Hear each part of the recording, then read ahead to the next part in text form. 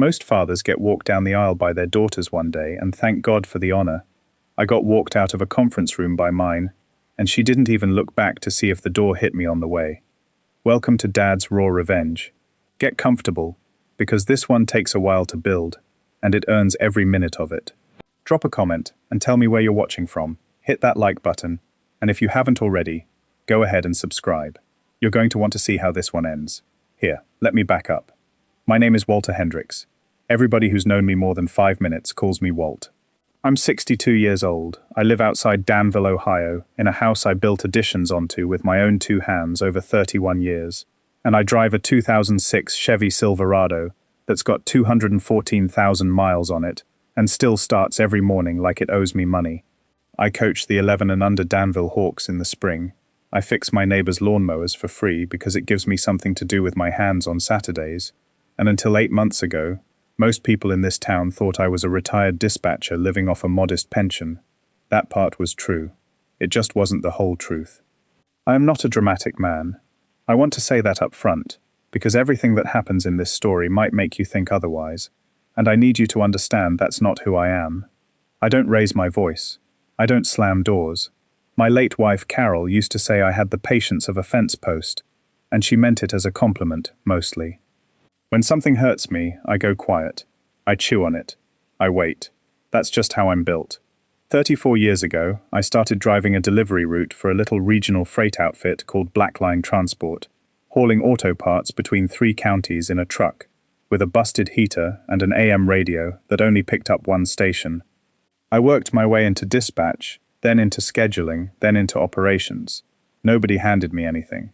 When the original owner, a man named Ed Coates, got sick in 1997 and needed out, I bought the company from him with everything Carol and I had saved, plus a loan that scared the hell out of both of us. I didn't tell most people that part. I didn't need to.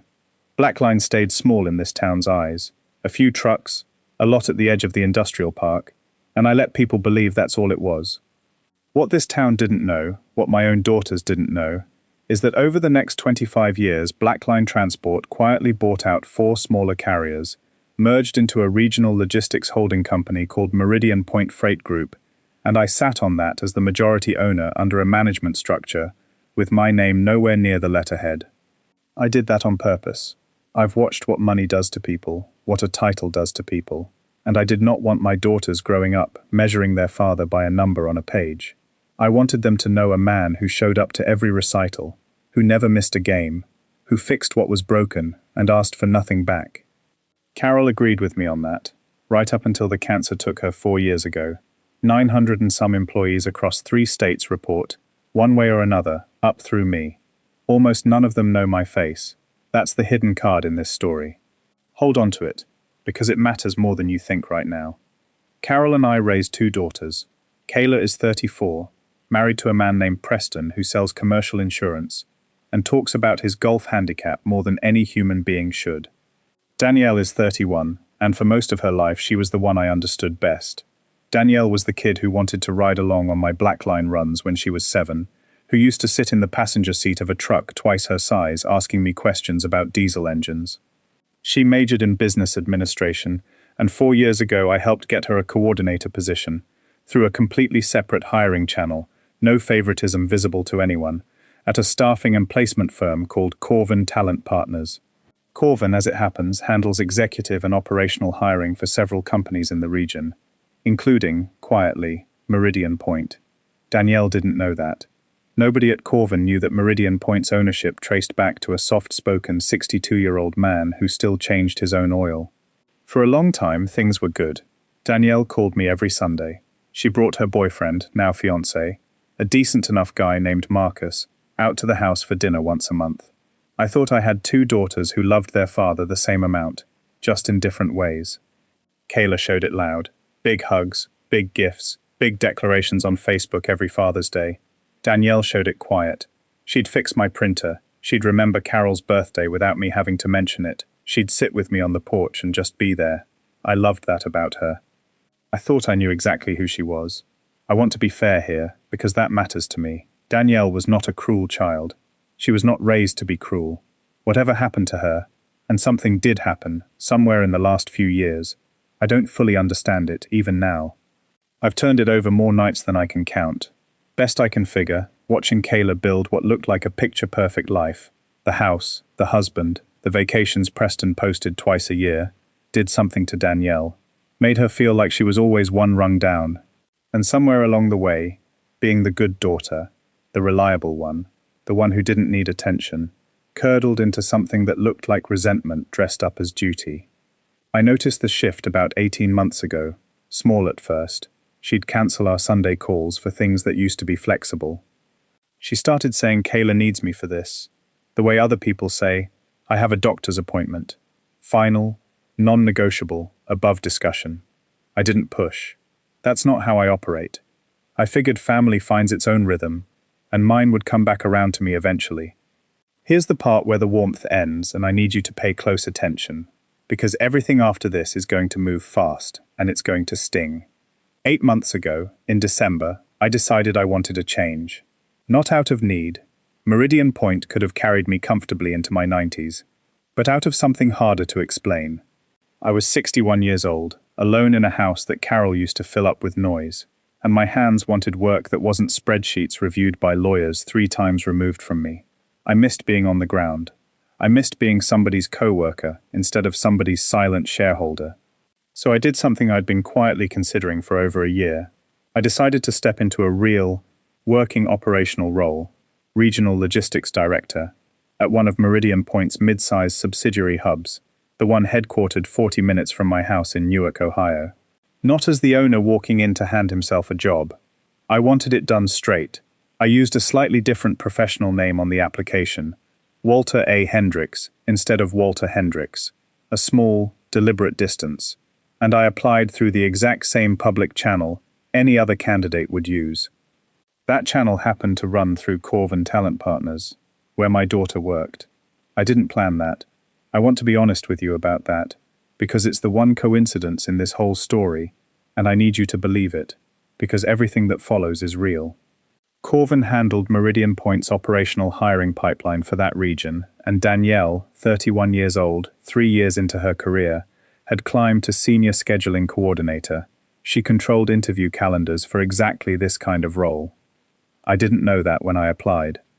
I found it out on a Tuesday afternoon in January, 17 days before everything came apart, when a Corvin email came through with her name on the signature line. I'll be honest, my first instinct was to laugh. What are the odds? My own daughter, unknowingly holding the calendar for her own father's job interview. I almost called her right then just to share the joke. Something held me back. Call it instinct. Call it 34 years of reading rooms for a living. Something told me to just watch this play out honestly, exactly as it would for a stranger, and see what happened. I made it through 2 rounds clean. Phone screen, panel interview, both scheduled and confirmed by Danielle's own hand, both times with her cheerful, professional, "Looking forward to having you in, Mr. Hendricks," signed at the bottom of the email, like she was writing to any other candidate. It stung a little, watching her be that polished and impersonal with me. But it also told me something true. This is who she is at work. Efficient, sharp, good at her job.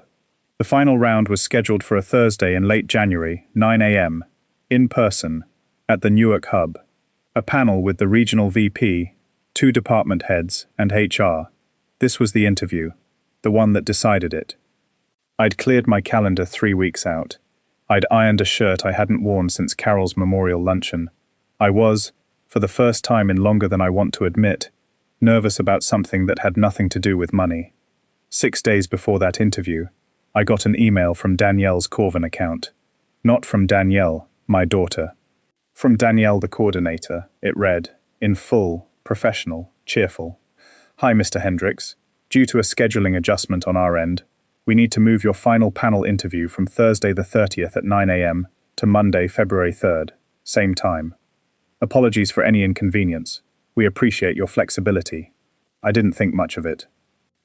Scheduling adjustments happen. I confirmed the new date within the hour. 4 days later, on a Sunday, the one Sunday call we still reliably kept, Danielle mentioned, almost as an afterthought at the tail end of 40 minutes of talking about Marcus's cousin's wedding, that Kayla was throwing a brunch reveal the following Thursday. Preston had gotten a promotion, apparently a big one, regional VP of something at his insurance company, and Kayla wanted to celebrate with a proper sit-down brunch at the Ashford Country Club. Family only, has to be Thursday because that's when the private room's free. Thursday, the 30th, 9 a.m. I want you to sit with that for a second, the way I had to. I asked her, careful, casual, that the same Thursday you moved my interview off of. I said it lightly. I said it like a man noticing a funny coincidence, not like a man who already suspected the answer. There was a pause on the line, just long enough. Then Danielle said, Dad, it wasn't personal, the room scheduling shifted, and Kayla asked me weeks ago if I could keep Thursday morning open for the family thing. And I moved a few things around on my desk that morning so I could make it. Yours was one of them. You still got the slot, just a few days later. It's not a big deal. Not a big deal. My final interview for a job I actually wanted, for the first time since Carol died, moved off her calendar so she could make room for her sister's mimosa brunch about a golf club promotion. Did the client, the hiring company, did they ask you to move it, I said. Or did you move it? Another pause. I moved it. It's a scheduling system, Dad. I have discretion over minor adjustments. It's genuinely fine. You still got the interview. I said okay. I said I understood. I told her I hoped Kayla's brunch was wonderful. Then I sat in my kitchen for a long time after we hung up, looking at the ironed shirt still hanging on the pantry door, and I did the thing I do. I went quiet. Because here's what I understood in that silence, sitting at my own kitchen table. It wasn't really about a scheduling system. Danielle had discretion, sure, but she'd used that discretion, unprompted, unasked by any actual authority above her, to bump a stranger's, her own father's, though she didn't know it, final interview for her sister's brunch about a job title. She hadn't asked me if Thursday worked better or worse for me. She hadn't flagged it as a conflict she needed help resolving. She'd simply decided that Mr. Hendricks mattered less than Kayla's reveal, and moved a real person's real opportunity like it was a dentist appointment. I thought about all the years I'd told myself Danielle was the daughter who understood what mattered. And I realized, sitting there with my cold coffee, that what I'd actually been watching for the last 18 months wasn't quiet devotion. It was a woman quietly ranking people. And on that particular Thursday morning, a stranger named Walter A. Hendricks had ranked below Brunch. That should have been the end of it, a small, ugly truth I'd carry privately and let go of in time. It wasn't. 3 days later, at the actual rescheduled interview, Monday morning, 9 a.m., I sat across from the regional VP, a sharp woman named Priya Anand, and 2 department heads, and I did well. I know my industry better than anyone in that building, obviously, and I answered every question the way 34 years earns you the right to. Near the end, Priya said, almost offhand, I have to say, Mr. Hendricks, we almost lost you in the shuffle. Did you know your interview got bumped internally? Coordinator moved it for a personal scheduling thing, apparently. I only found out because I happened to ask her directly why the room changed. I said no, I hadn't known the details. I let it sit there. She went on, not unkindly, just making conversation while she reviewed my file. Danielle's usually excellent, so I didn't think much of it. Between us, I did overhear her on the phone with her sister that morning, something about a brunch. I wasn't trying to listen. The walls here are thin. She laughed a little. People, right? I sat there in a company that I own, listening to an executive I'd never met casually confirm, from the other side, exactly what I already knew. My daughter had shuffled my future for her sister's celebration, on a work phone, in a work hallway, without a flicker of concern that Mr. Hendricks might be a real man with a real Thursday he'd cleared for this. I want you to understand what I did with that information, because this is the part that matters most. I did not walk into Corvin's offices and reveal myself. I did not call Danielle and confront her.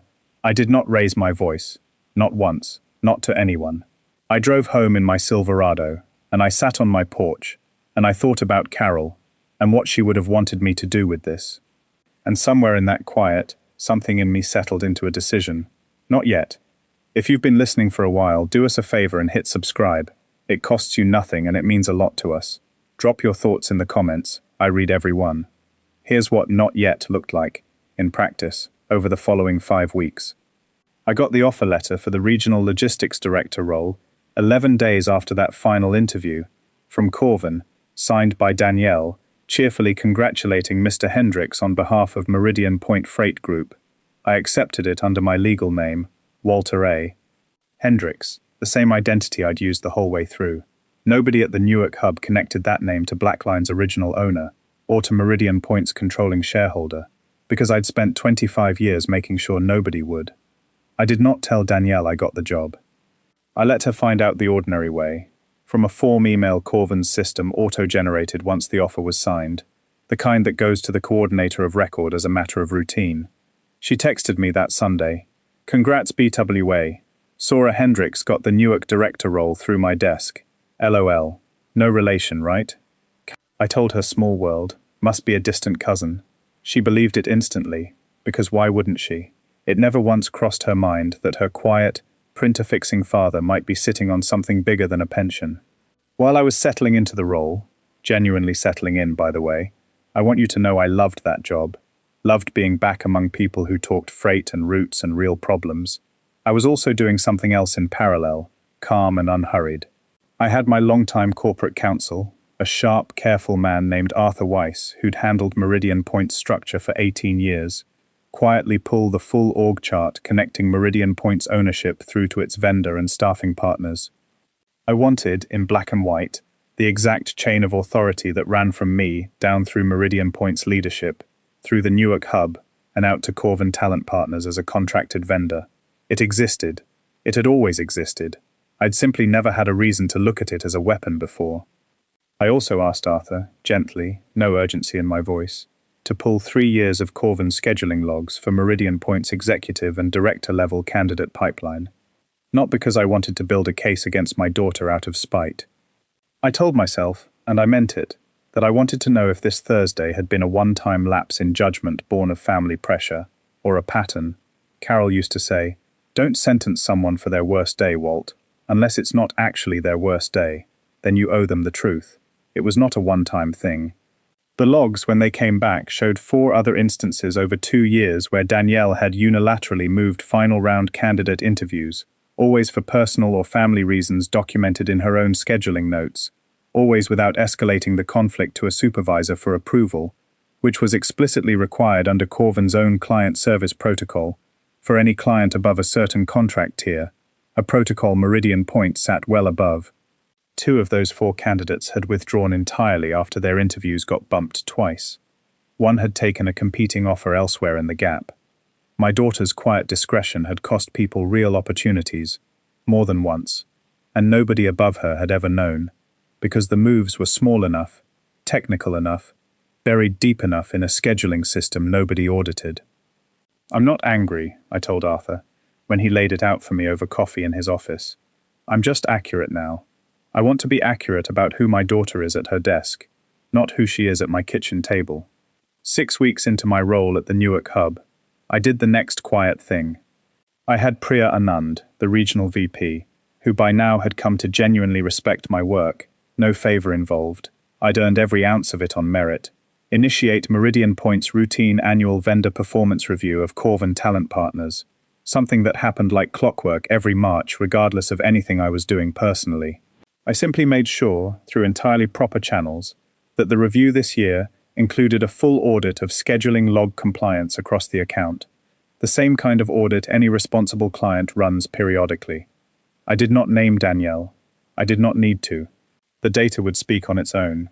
I also, separately, quietly revised my personal estate and business succession documents with Arthur. Nothing dramatic. I want to be clear, this was never about punishing my daughter financially in some cruel, headline-grabbing way. I simply moved forward a decision I'd been circling for over a year anyway, naming an operational director track for eventual leadership continuity at Meridian Point, built around merit and tenure rather than bloodline, with clear documentation of who had earned a seat and who hadn't. Danielle didn't know any of this was happening, obviously. To her, I was still just dad, quietly running lawnmower repairs on Saturdays, maybe a little distant since the whole brunch conversation, but nothing she thought worth worrying over. She still called Kayla's promotion brunch the thing that worked out fine in the end. She had no idea what it had actually cost. Not yet. One quick thing before we get to the good part. If this story's got you hooked, subscribe now so you don't miss the next one. The reveal happened on a Friday morning in early March, at the Newark Hub's quarterly regional leadership meeting. a meeting that, per Meridian Point's own governance structure, the majority ownership group was formally entitled to attend twice a year for direct operational review.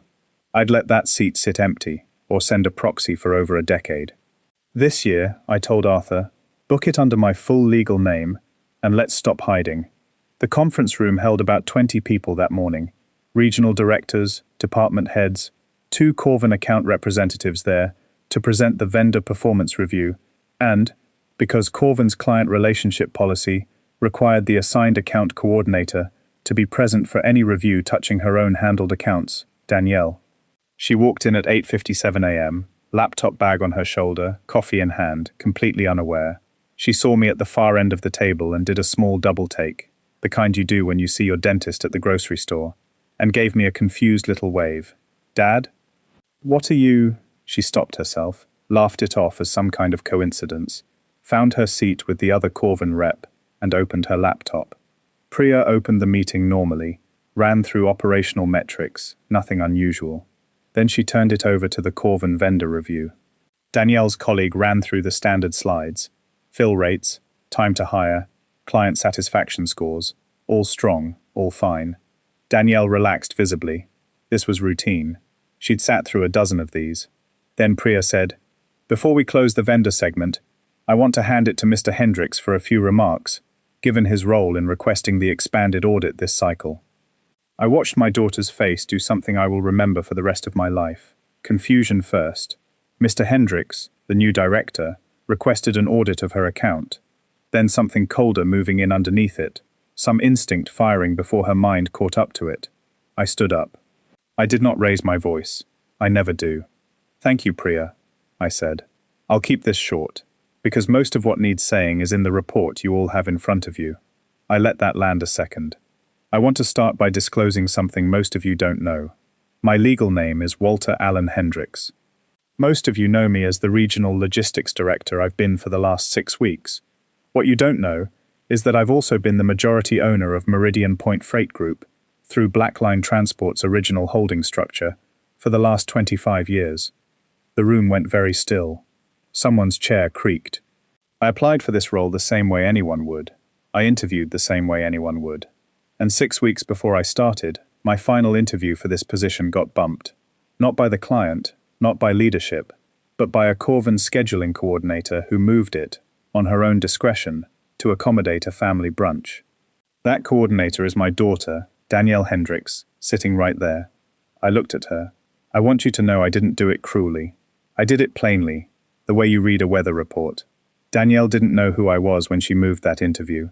That's important, and it's the only reason I'm standing here calmly instead of somewhere else entirely.